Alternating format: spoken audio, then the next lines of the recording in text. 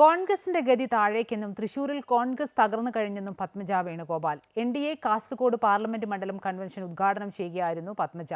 തൃശൂരിൽ മുരളീധരനെ നിർത്തിയത് തോൽപ്പിക്കാനെന്നും പത്മജ വേണുഗോപാൽ പറഞ്ഞു.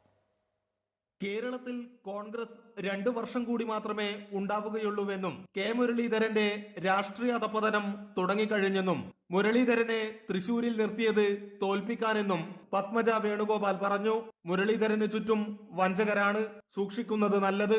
ഇനി എന്നെ കുത്തിയാൽ കോൺഗ്രസ് നേതാക്കളെ തിരിച്ച് 10 കുത്തുകുത്തുമെന്നും അതിനുള്ള വകുപ്പ് തന്റെ കയ്യിലുണ്ടെന്നും എൻ.ഡി.എ കാസർഗോഡ് പാർലമെന്റ് മണ്ഡലം കൺവെൻഷൻ ഉദ്ഘാടനം ചെയ്ത് പത്മജ വേണുഗോപാൽ പറഞ്ഞു.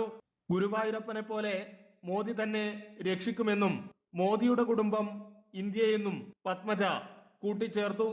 എൻ.ഡി.എ കാസർഗോഡ് പാർലമെന്റ് മണ്ഡലം സ്ഥാനാർത്ഥി എം.എൽ. അശ്വിനിക്കൊപ്പമാണ് കൺവെൻഷൻ ഉദ്ഘാടനം ചെയ്യുവാനായി പത്മജ വേദിയിലെത്തിയത്. അമൃത ന്യൂസ്, കാസർഗോഡ്.